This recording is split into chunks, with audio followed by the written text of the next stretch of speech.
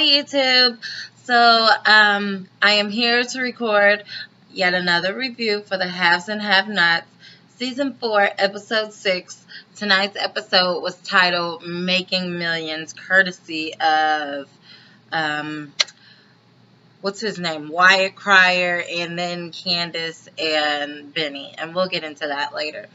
Side note, so I know I'm in the basement again. I'm sorry, but the lighting's just so much better, and I'm gonna have to figure something out. I don't know. Also, I'm a little nerd today. I have on my glasses. Hope the glare doesn't bother you so much. But anywho, so tonight's episode, a lot happened. It jumped around a lot. I apologize in advance because I may forget some things, so just please forgive me. And feel free to comment, like, and subscribe. So I'll just go ahead and get started. So tonight's episode, it started off where it ended last week, where little Quincy had passed out on Hannah. And if I don't recall, the taxi driver had only driven her halfway to the county hospital. And then, she didn't have enough money to get the other half of the way, so he just had to just drop her off where he was. So in the beginning of this week's episode, it shows her, running to the hospital, and then, 10 steps later, she's there. And I'm thinking, weren't you only halfway there? I mean, because if it was that close, then the taxi driver could have just dropped you off there. This dramatization of this scene was just a little off. Okay, so I guess we're supposed to believe that she's been running for an extended period of time, so we're just going to go with that. So she's running into the hospital. She doesn't know what's wrong with him. The doctor takes him. She said he kept complaining of pain and he needed his medication, and they had no idea what was going on. So she has to wait in the waiting room. They can't bring her back there. Well, this was new information to me because apparently I didn't know that if it's a children's section of the ICU, intensive care unit, that apparently the kids weren't allowed, that parents or guardians or whatever aren't allowed to come back there, and you have to wait until they get into their own room. I guess for their own safety, because they could have abusive parents and, any other bad situations they don't want to put the kid in, plus the kid needs a lot of sleep. So we come to find out that little Quincy has lupus. He has lupus and he has asthma. Who would have known? But the only bad part about this is that he has to take his medicine every single day. Now, I'm going to be honest, I wasn't sure, by his symptoms and the way he was acting. In my mind, because this is the haves and have-nots, I was thinking the worst. So I was thinking they must have, put this kid on drugs or something, and he has to be going through withdrawals, and that is why he is sweating, and then he passed out.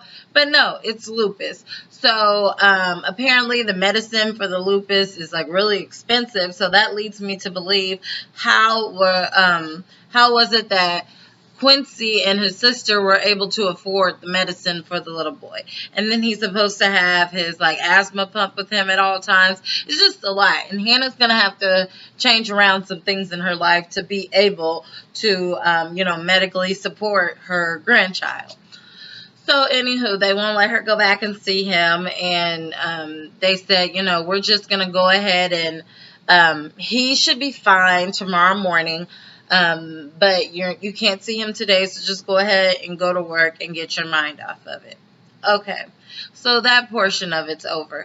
Really don't know where the scene jumps from here, so let's just go back to the jail. This part of the episode was so scandalous because basically David pays off one of the guards so that he could come and speak to his wife. Mind you, he is still trying to protect his wife. That is the only reason he will not get her out of jail, because he knows that she can't go home because there's a hit on her. He wants to know who the hit was ordered by so that he can call it off. But he needs to know where she lives. Remember, she bought a house on her own, but he doesn't know where she lives. Well, she won't tell him.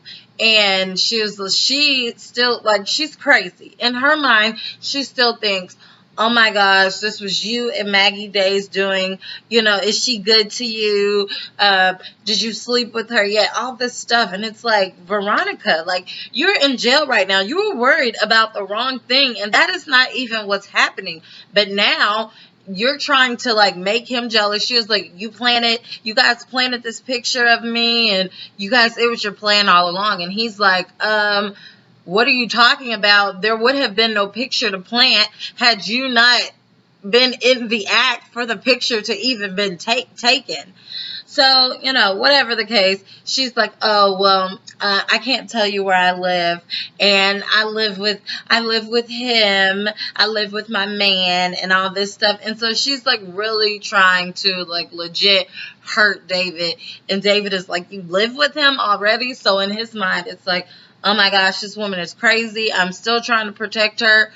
And I guess our marriage is just over and I have to let it go. And the rest of us are like, come on, it's about time. I mean, you couldn't let it go when the lady tried to kill you, when you saw the picture of her and the guy, and when she like disowned your son, like when she got your son beat up, when she let a murderer out of jail. I mean, all these different things. She got somebody else's son raped.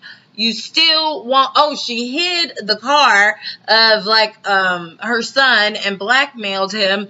Like, it is just a mess. Like, after all these things that have happened, you did not want to let her go. Now she says that she lives with this guy, so it seems as if she's moved on romantically. So now you want to let her go. Like, oh my gosh. Like, not to mention the fact that she tried to kill you. But, okay. So anyway, David, he like storms out. He's upset.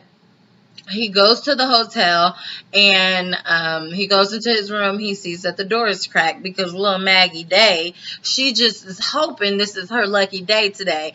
Miss Day is hoping that her lucky day will come, and today that day has come. David was upset. He was stressed out, and his wife seems to not want him, so he's like, hey, come on, let's get it popping. Let's get it popping. And Maggie, like, you didn't have to tell her twice. She's like, okay.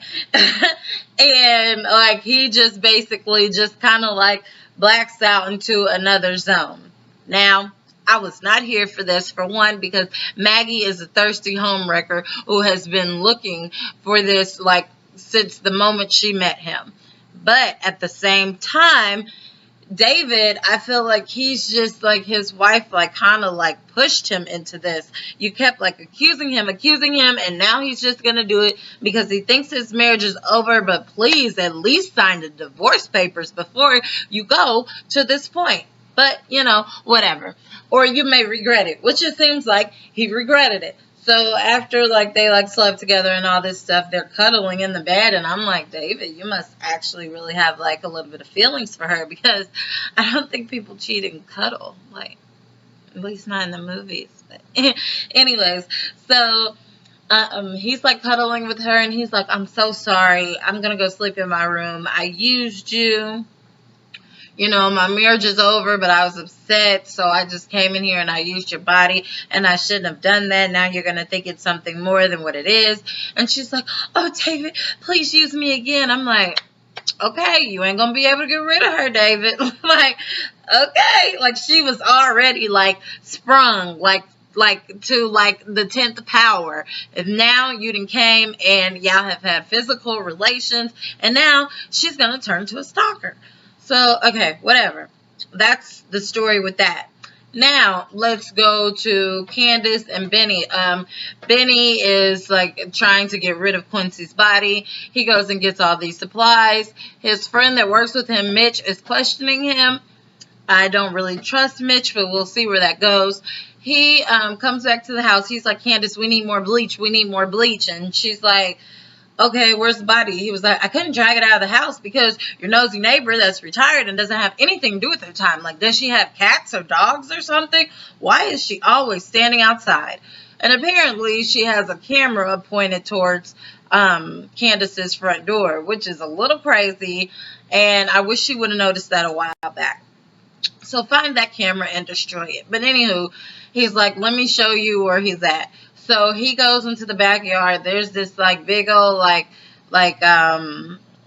plot, basically, that he's dug it up. He's put Quincy in the ground, and he was like, oh, don't worry, there's like plastic and lime and all kinds of stuff around it. He's more than 6 feet under. Nobody will notice. And she's like, are you crazy? Like, seriously?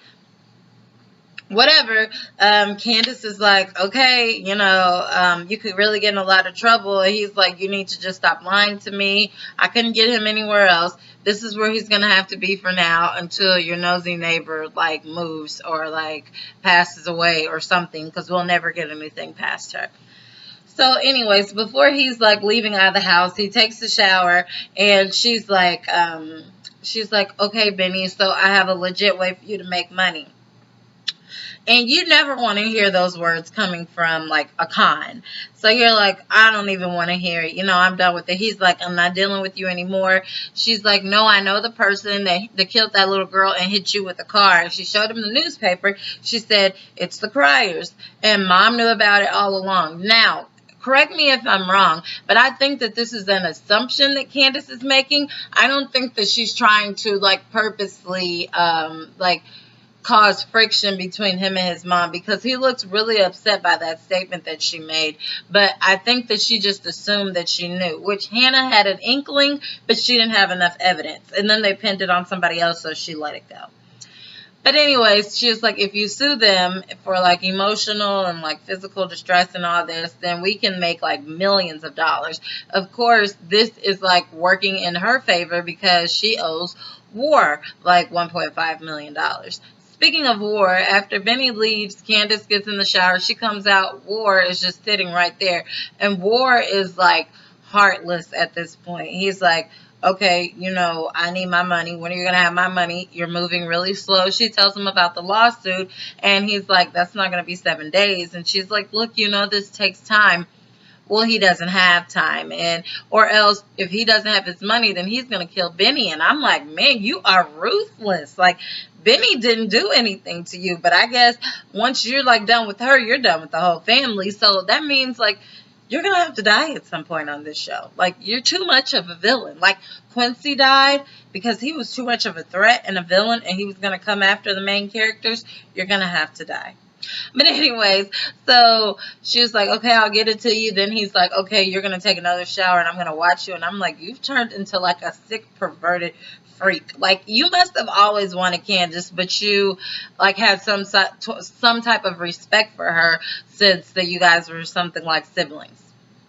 Anyways, moving away from their storyline, then we have Wyatt and Jeffrey, and basically, like, Wyatt is, like, super happy jumping around the house, and he got a call that he's going to be getting his money, his $12 million, tomorrow morning.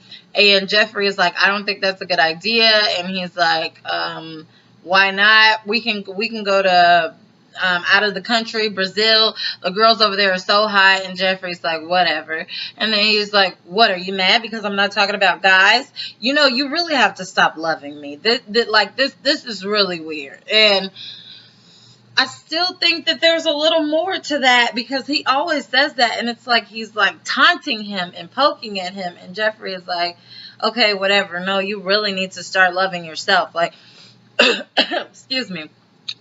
You cannot handle this amount of money. Like, he's an addict. He can't, but whatever. So Jeffrey just gets tired of it, and he just, like, leaves. Side note. Remember, Hannah is on her way to his house, so she'll be talking to him next week.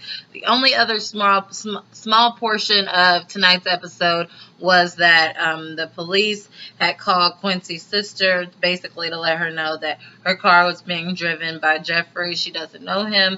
There are a few splatters of blood in there, but she's able to come and pick up her car. The clutch may be burnt. So now she's hearing these names, so things are tying together. Still don't know what's going to happen. They still need to go to Candy Cane Lane, but they will not see Quincy there. But they will see a random big pile of dirt. So I hope they cover that up with some grass at least. But anywho, so much happened, so it was really hard to make this review short, but this was as short as I can get it. I hope you guys made it with me to the end of this video. And please like, comment, and subscribe. I respond to all comments, and take a look at my blog at www.mrsblogaholic.com. Okay.